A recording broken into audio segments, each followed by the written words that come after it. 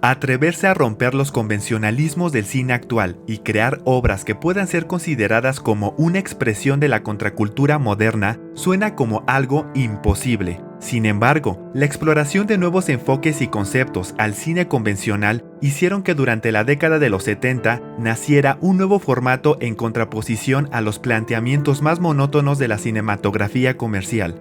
El cine de culto ha generado polémica y asombro por ir en contra de los cánones de la cultura popular, y, aunque su significado puede ser complejo y ambiguo, se tiene como concepto general aquella obra que sea novedosa y transgresora para su tiempo. No obstante, no quiere decir que sea todo. No se sabe con certeza cómo es que un filme, serie o libro pueda llegar a adquirir ese estatus. El cine de culto intenta ir más allá de lo que estamos acostumbrados a ver, perturbando y maravillando de igual medida, experimentando con la narración, el estilo visual y auditivo y también con la trama en general.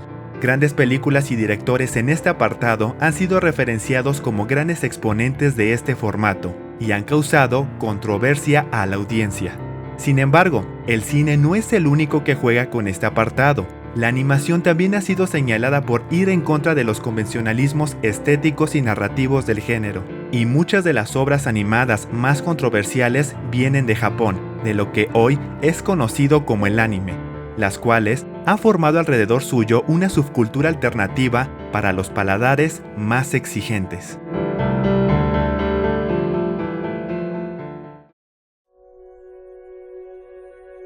El anime es amado, odiado y referenciado en muchas partes del mundo. La cantidad de adeptos con los que cuenta entre sus filas solo hacen refutar aún más su importancia en la cultura popular. Sin embargo, con poco más de un siglo al aire, el anime ha sufrido diversas transformaciones a lo largo del tiempo. Los modelos básicos con los que empezó han tenido que adaptarse a las diferentes épocas de la historia, y con ello, sus obras.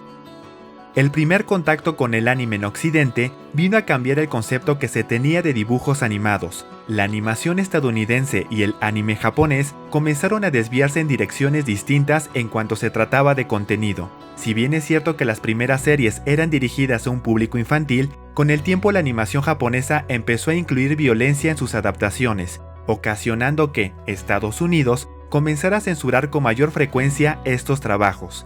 La llegada del hentai durante la década de los 70 incentivó que se actuara con mayor fuerza contra el anime, y en consecuencia se le diera un estereotipo negativo.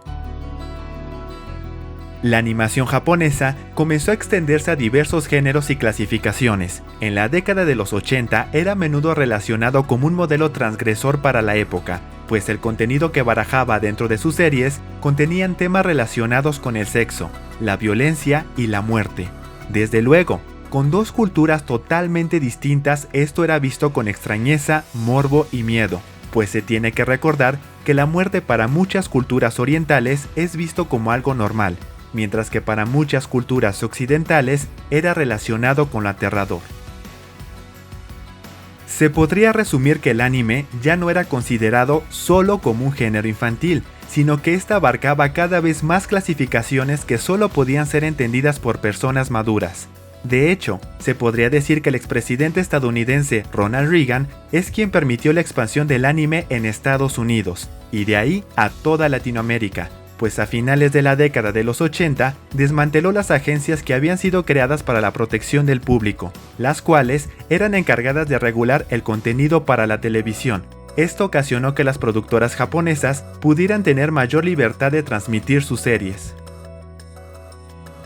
Con el tiempo el anime comenzó a adquirir un mayor estatus en el entretenimiento convencional y, aunque empezó a ganar mayor popularidad, aún se corría cierto aire de desconfianza hacia este, pues era visto como un género prohibido, dado que aún se tenía un gran rechazo hacia él. Muchas empresas estadounidenses empezaron a dejar de comercializar diversos títulos, ocasionando el nacimiento de distintos grupos y redes de fans, los cuales se dedicaban a intercambiar o comerciar con esos títulos en las universidades y en internet. Así fue como el anime empezó a adquirir el estatus de culto, las cuales competían directamente con esas grandes piezas del lado oscuro de la cinematografía estadounidense. Películas como Akira, creada en 1988 por Katsuhiro Otomo, o series como Gunbuster, también de 1988, y la cual es considerada como la antecesora de Evangelion, empezaron a ser vistas como piezas de culto, adoradas y referenciadas por los fans. Cada vez más la fiebre por encontrar títulos que fueran transgresores y tocaran temas polémicos empezó a crecer más. El motivo de estos títulos cada vez más extravagantes no se debía a la exigencia de los fans, sino que durante esa época la sociedad japonesa estaba sufriendo cambios importantes y esto a su vez influenciaba en sus animaciones. Japón atravesaba por una época de liberalismo social. La era Showa, que data de los años 30 y finales de los 80, fue marcada por la derrota del país durante la Segunda Guerra Mundial. Los niños que nacieron durante 1945 fueron los encargados de reconstruir su país tras la guerra. Cuando crecieron, muchas de estas experiencias influenciaron en su arte, sus obras y sus historias. Posteriormente, los hijos de estas personas serían consideradas como la generación X, criados en una sociedad de consumo y liberalismo. Aunque el éxito del anime en América se debió en gran parte a series como Astro Boy, creado por Osamu Tezuka, y la reconocida Heidi, dirigida por Isao Takahata, este a su vez seguía manteniendo su aura oscura, pues muy por el contrario a estas series, existían otros trabajos de contenidos mucho más fuertes y desde luego polémicos. Diversos mangakas, directores y escritores empezaron a crear obras que desafiaban cada vez más los estereotipos de la animación, y aunque muchos podrían considerar que los animes de culto iniciaron con series como Evangelion o Cowboy Bebop durante los 90, ya se empezaba a dar ese estatus desde los años 80. Series y películas como Makai Toshi Shingoku de 1988 y Youyu Toshi de 1987 eran principalmente atesoradas por lo extrañas y bizarras que son. Con el tiempo, grandes directores y creadores como Satoshi Kon, creador de Perfect Blue, y Mamoru Oshii, director de Ghost in the Shell, elevaron aún más el estatus de culto de este género. Y aunque series como Dragon Ball y Capitán Tsubasa se les cataloga hoy como series de culto, el concepto original de la década de los 80 tomaba las referencias del cine de culto. Esas obras con un atractivo limitado pero muy especial, que eran atesoradas por los adeptos más exigentes, pues como se dijo, se les daba una connotación de ser extrañas, extravagantes, bizarras, polémicas y transgresoras, pero que a la vez mantenían una belleza muy peculiar.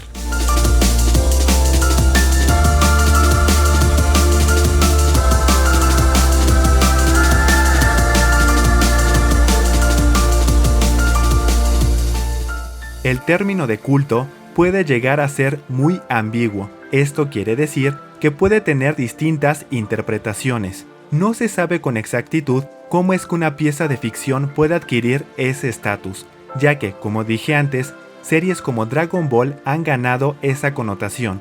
En mi opinión, prefiero quedarme con aquel significado ochentero, donde cualquier obra de culto era referenciado siempre con lo extraño, lo surrealista, lo bizarro, lo vanguardista y lo anticultura, aquellos trabajos que puedan ser disfrutados por los paladares más extravagantes. De todas formas, aclaro, esta es mi opinión personal, y a la vez doy gracias porque existan este tipo de series, ya que mucho del respeto que se le tiene hoy al anime ha sido precisamente por esas obras, por series como Evangelion, por series como Experiment Lane, por series como Cowboy Bebop, películas como Perfect Blue o La tumba de las luciérnagas, y muchos animes más.